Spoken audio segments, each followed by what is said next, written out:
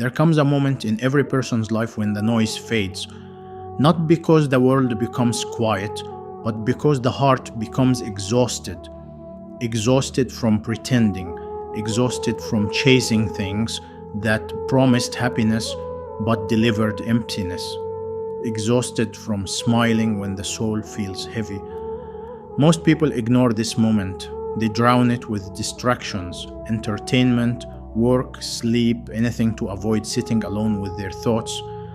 But some people stop.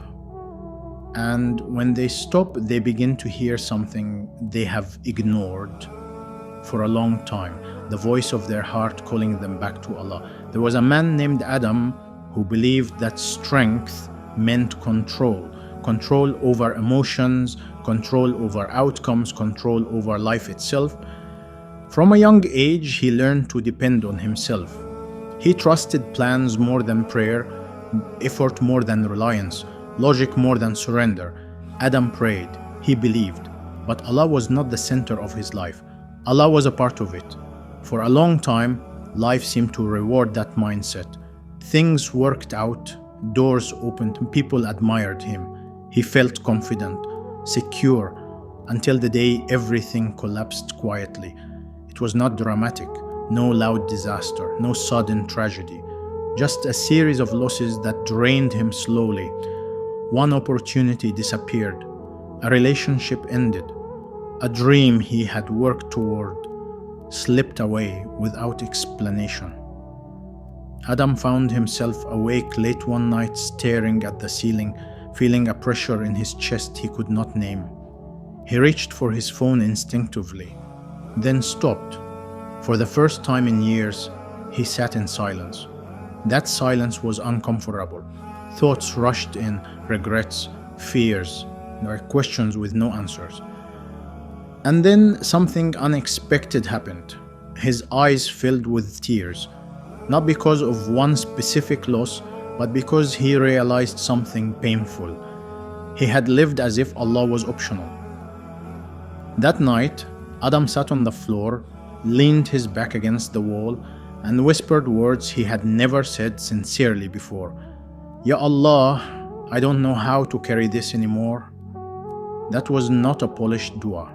There was no confidence in his voice, just honesty. On the other side of the city lived Aisha. Her life looked very different from Adam's, but her heart carried a similar weight. Aisha had known hardship from an early age. She learned patience before she learned ease, responsibility before freedom. She prayed regularly. She fasted. She wore modesty with dignity. But deep inside, she felt unseen. Aisha believed Allah heard her, but she wondered if He cared.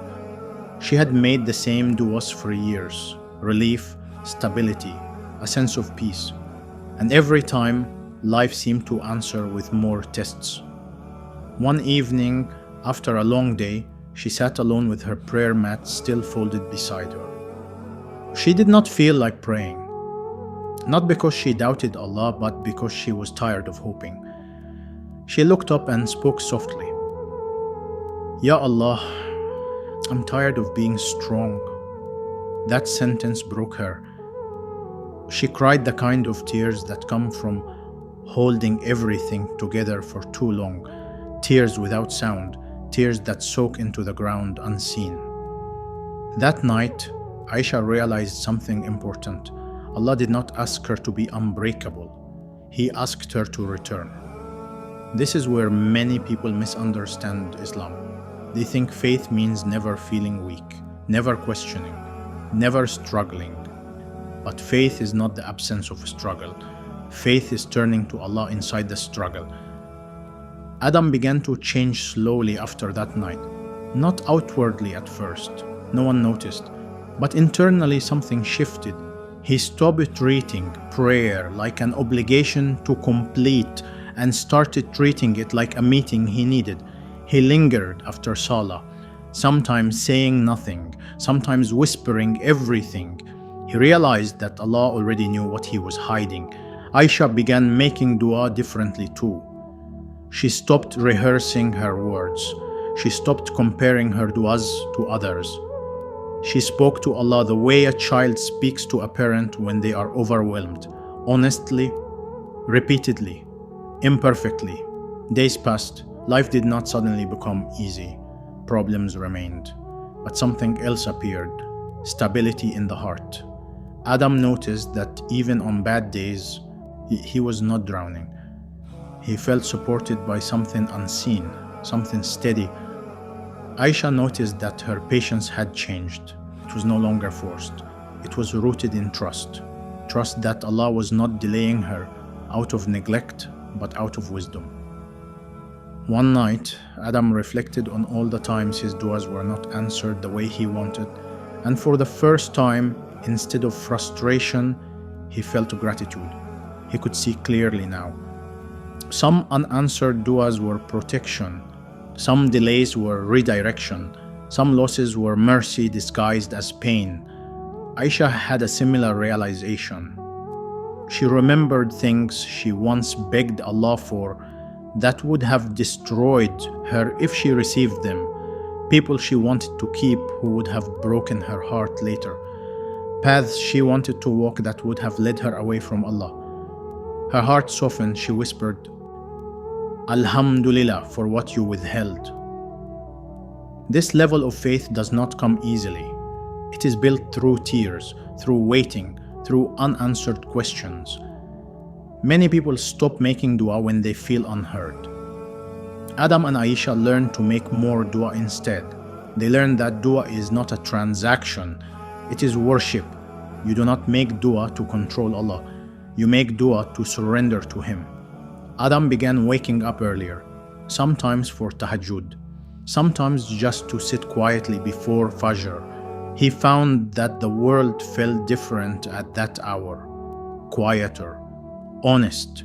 He spoke to Allah about fears he never admitted to anyone: fear of failure, fear of being forgotten, fear of not being enough.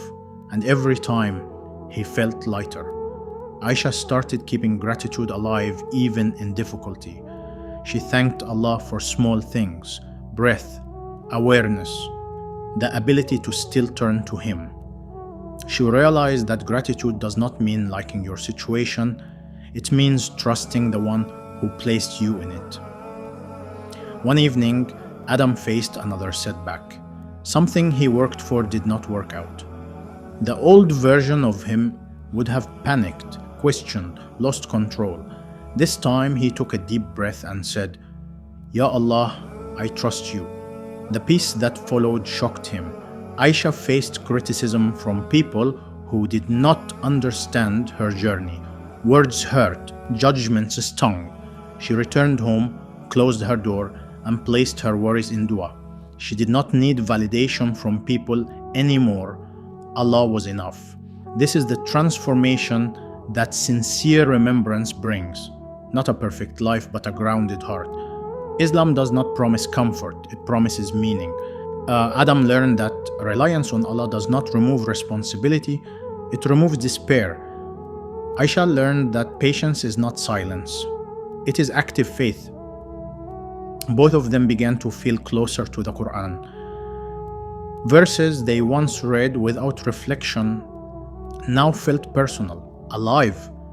They realized that Allah speaks to hearts that are open.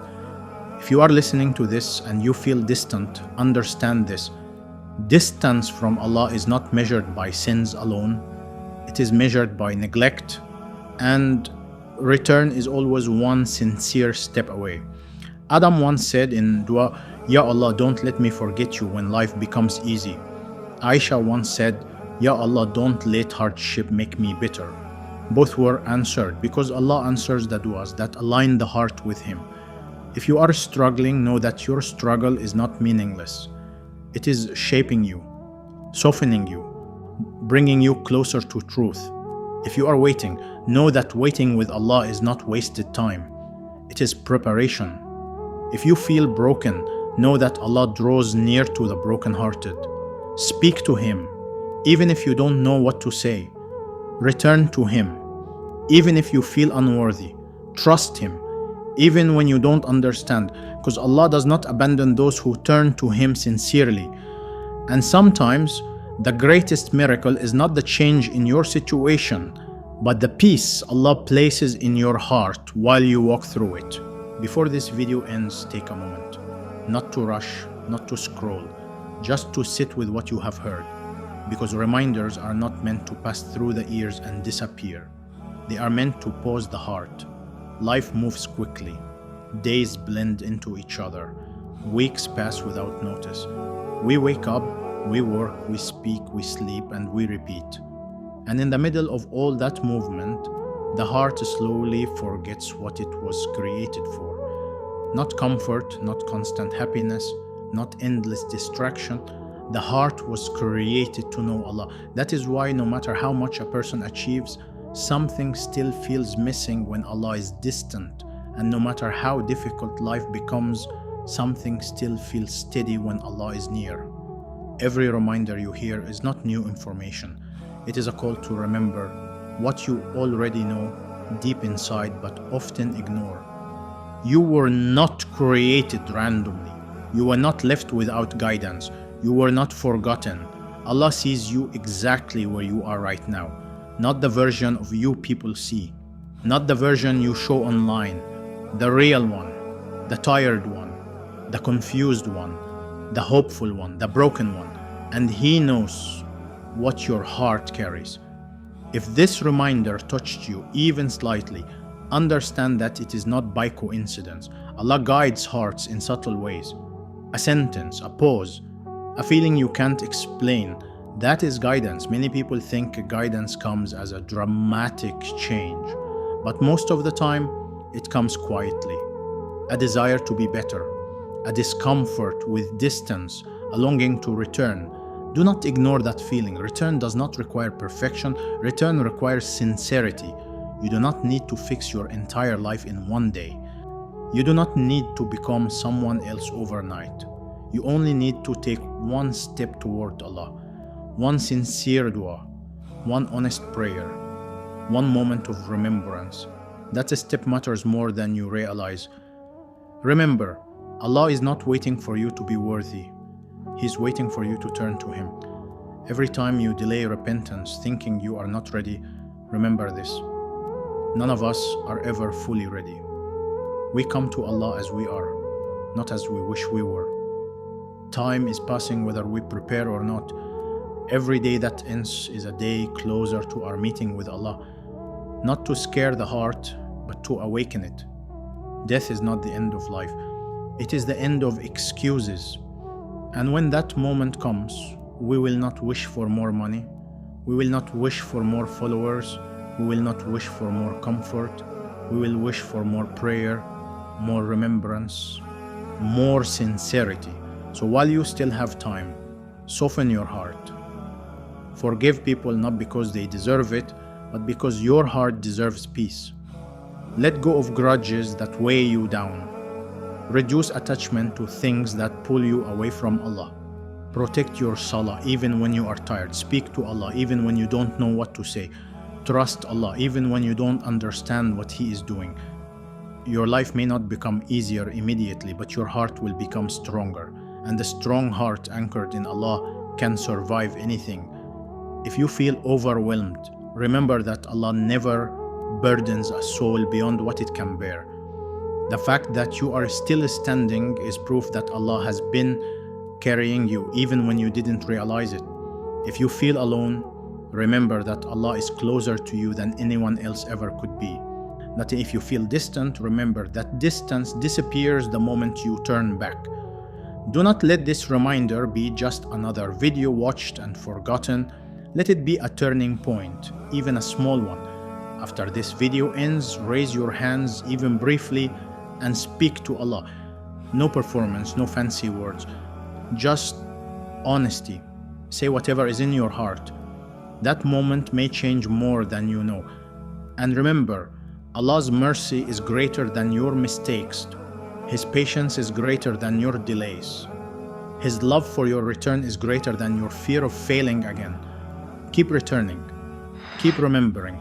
Keep trusting. Because Allah never turns away the one who turns to Him sincerely.